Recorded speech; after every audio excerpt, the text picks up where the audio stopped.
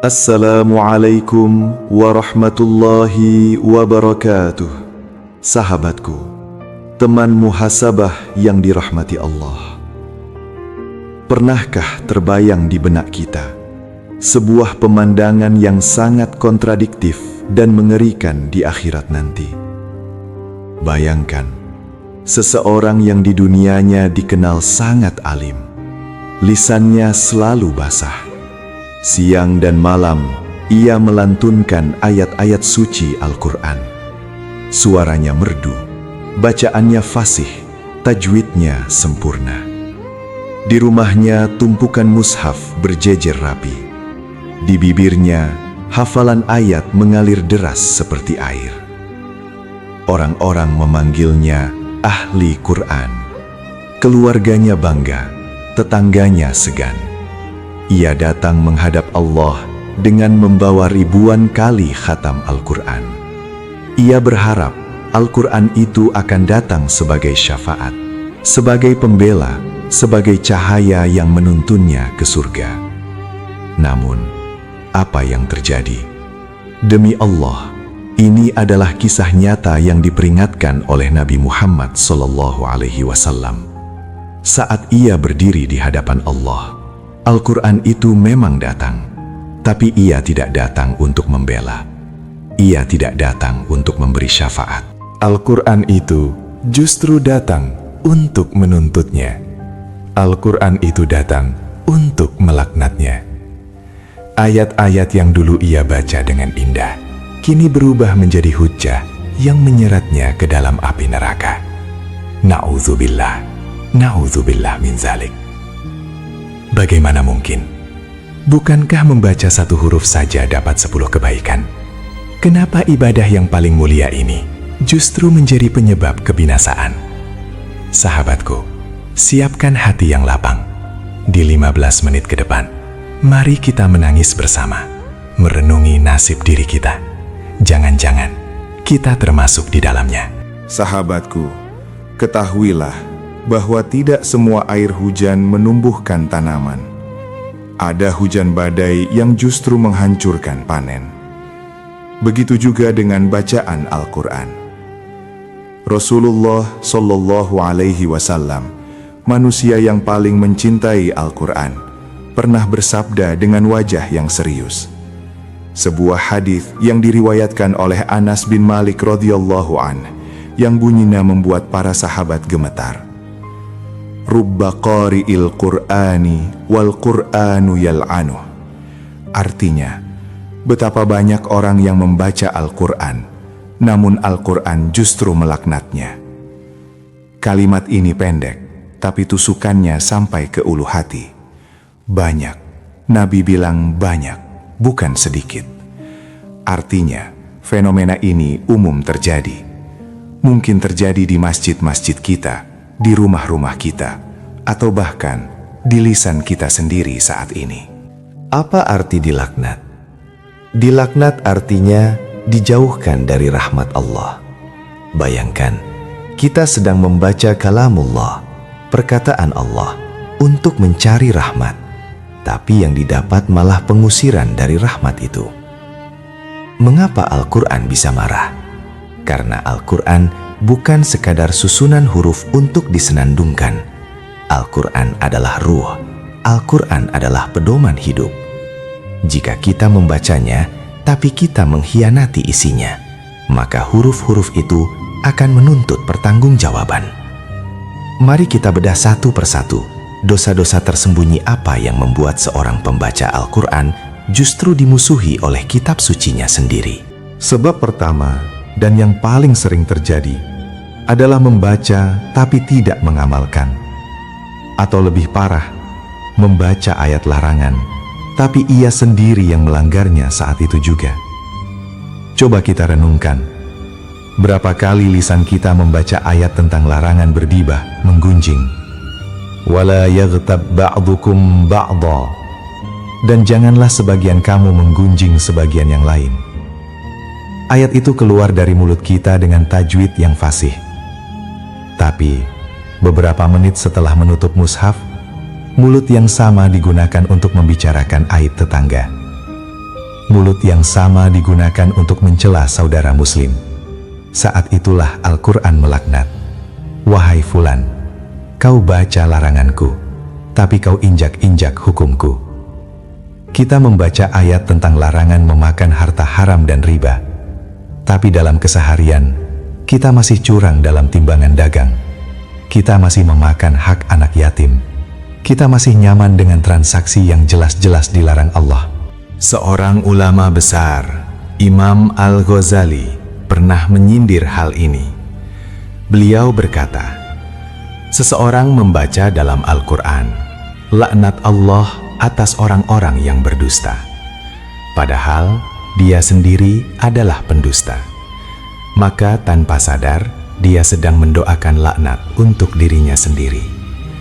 Setiap kali ia membaca ayat laknat bagi pembohong, Al-Quran berkata, itu kamu yang sedang membaca, kamulah pembohong itu.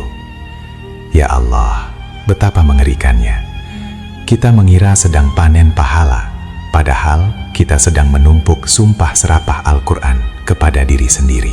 Sebab kedua adalah penyakit hati yang sangat halus, yaitu membaca Al-Quran bukan karena rindu pada Allah, tapi karena rindu pada pujian manusia. Ini adalah kisah tentang orang pertama yang diseret ke neraka. Bukan pembunuh, bukan pezina, tapi seorang qori, pembaca Al-Quran. Nabi SAW bercerita tentang pengadilan akhirat. Didatangkanlah seorang yang semasa hidupnya rajin membaca dan mengajarkan Al-Quran. Allah bertanya padanya, apa yang telah engkau lakukan dengan nikmatku? Orang itu menjawab dengan percaya diri, ya Allah, aku membaca kitabmu siang dan malam, dan aku mengajarkannya karena engkau. Apa jawaban Allah? Allah berfirman, kadzabta, engkau dusta. Malaikat pun berseru, engkau dusta. Allah berfirman, engkau membaca Al-Quran hanya supaya orang-orang memanggilmu qori, orang yang bagus bacaannya, supaya engkau disebut ahli ibadah, dan gelar itu sudah engkau dapatkan di dunia. Pujian, Masya Allah, suaranya merdu, hebat hafalannya, Ustadz kondang, itulah upahmu, sudah lunas di dunia. Di sini tidak ada lagi bagian untukmu. Lalu orang itu diseret wajarnya di atas tanah dan dilemparkan ke dalam api neraka. Sahabatku, coba cek hati kita. Saat kita mengaji, lalu merekamnya dan upload ke media sosial, apa niat kita? Apakah ingin syiar? Atau ingin komentar? Adem banget suaranya. Saat kita jadi imam sholat, lalu kita perindah suara kita berlebihan, apakah agar makmum khusyuk atau agar makmum kagum pada kita? Jika ada sebersit saja niat ingin dipuji, hati-hati. Al-Quran itu suci. Dia tidak mau diduakan dengan ambisi duniawi. Bagian kelima ini membahas tentang ciri fisik yang disebutkan Nabi. Kaum yang membaca Al-Quran, tapi bacaannya la yujawizu hanajirahum, tidak melewati tenggorokan mereka. Apa maksudnya? Suara mereka berdengung kencang di pita suara, keluar lewat mulut dengan fasih. Tapi, getaran ayat itu berhenti di leher, tidak turun ke dada, tidak meresap ke dalam kolbu, hati.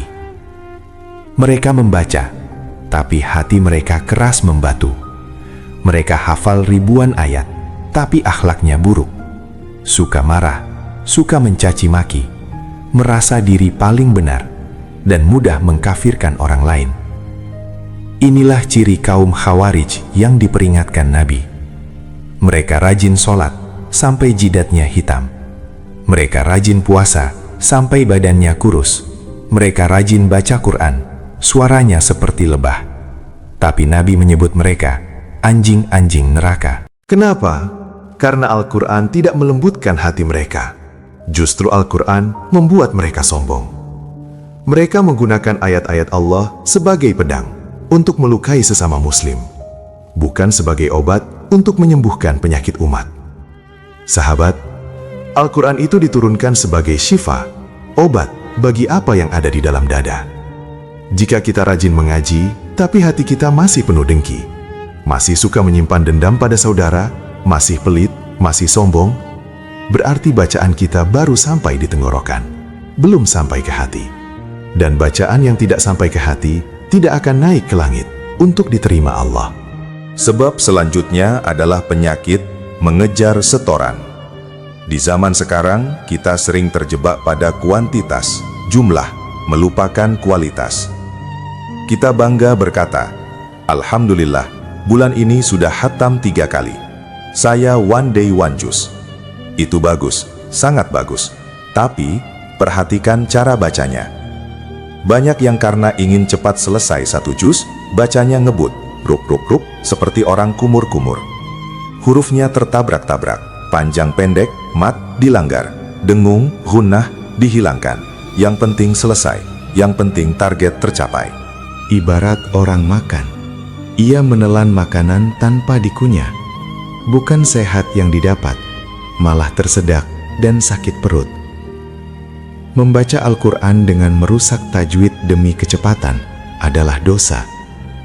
Allah memerintahkan, "Warattilil Qur'ana tartila," dan bacalah Al-Quran itu dengan perlahan-lahan atau tartil.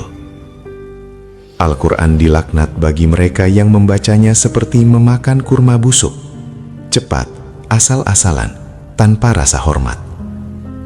Ingatlah sahabat, Allah tidak akan bertanya, berapa kali kamu khatam? Tapi Allah melihat bagaimana caramu berinteraksi dengan firman-Ku. Satu ayat yang dibaca dengan air mata dan perenungan jauh lebih berat timbangannya daripada 30 juz yang dibaca seperti burung berkicau tanpa makna. Bagian ke-7. Ini peringatan bagi kita semua, terutama yang diberi amanah ilmu agama, yaitu mereka yang menjual ayat Allah dengan harga murah. Apa maksudnya? Mereka menggunakan Al-Quran untuk tujuan duniawi semata.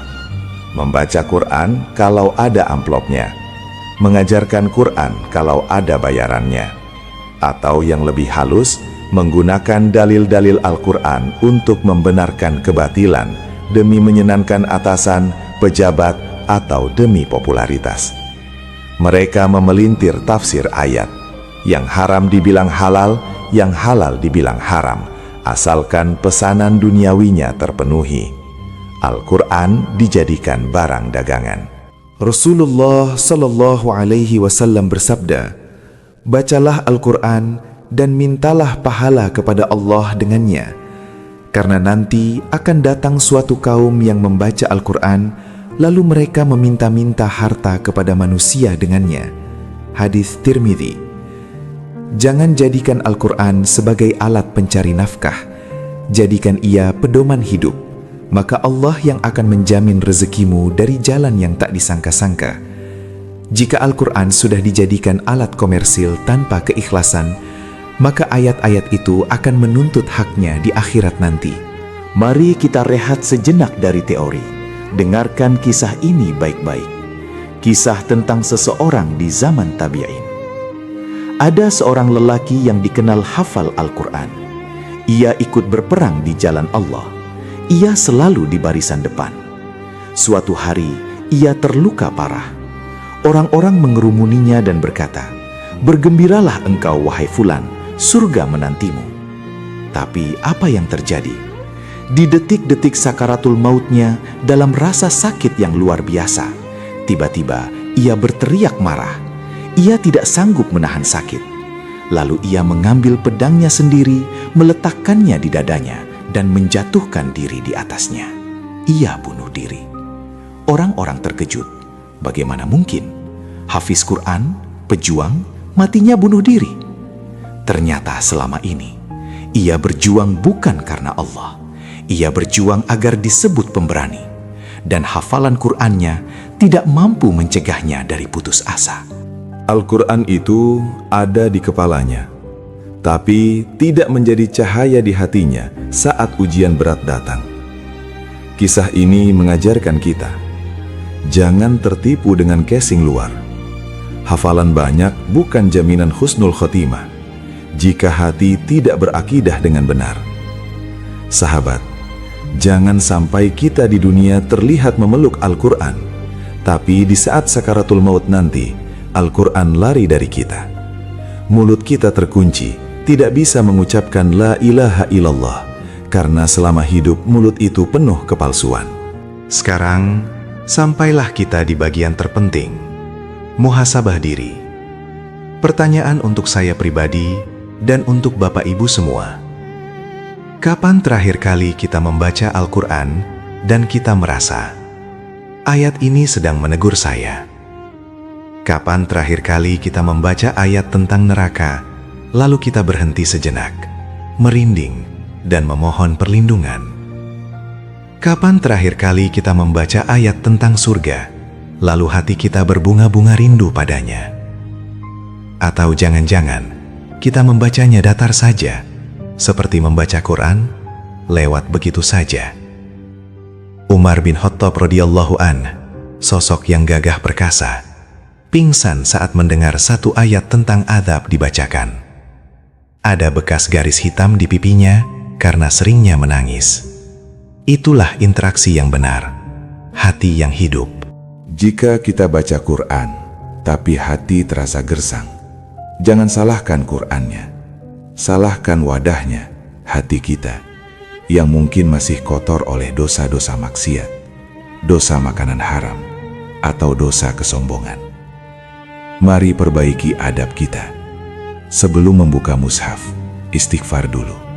Bersihkan mulut dengan siwak atau sikat gigi, wudu yang sempurna. Lalu niatkan, ya Allah, aku ingin bicara denganmu. Berilah aku petunjuk, tegurlah aku jika salah. Jadikan Al-Quran sebagai cermin. Lihat kekurangan diri kita di sana, bukan untuk melihat kekurangan orang lain. Sahabatku, teman muhasabah, waktu kita tidak banyak. Sebentar lagi, mushaf yang kita pegang akan tertutup selamanya. Mata kita akan tertutup selamanya. Di dalam kubur yang gelap dan sempit sendirian, hanya Al-Quran yang bisa datang menemani kita. Berwujud sosok pemuda yang indah dan harum. Ia akan berkata, "Jangan takut, aku adalah Al-Quran yang dulu kau baca sampai kerongkonganmu kering, yang dulu kau amalkan isinya." Tapi, jika kita salah niat, yang datang adalah sosok mengerikan yang melaknat kita. Mari kita berdoa, memohon kepada pemilik kalam ini. Ya Allah, ya Rabbana, jadikanlah Al-Quran ini sebagai cahaya di hati kami, pelipur lara kesedihan kami. Jangan jadikan Al-Quran sebagai musuh yang menuntut kami di hari kiamat nanti. Ya Allah, ampunilah jika selama ini bacaan kami penuh dengan riya, penuh dengan ketergesaan, dan jauh dari pengamalan. Lembutkanlah hati kami yang keras ini, agar bisa menangis saat membaca ayat-Mu. Jadikanlah kami ahlul Quran yang Engkau cintai, keluarga-Mu di bumi ini. Allahumma arhamna bil Quran. Rahmatilah kami dengan Al-Quran. Jadikan ia pemimpin, cahaya, petunjuk, dan rahmat bagi kami. Amin, amin ya Rabbal Alamin. Terima kasih sahabat sudah menyimak sampai akhir. Semoga video ini menjadi titik balik bagi kita untuk memperbaiki hubungan kita dengan Al-Quran. Bukan sekedar mengejar khatam, tapi mengejar paham dan amal. Sampai jumpa di renungan berikutnya. Wassalamualaikum warahmatullahi wabarakatuh.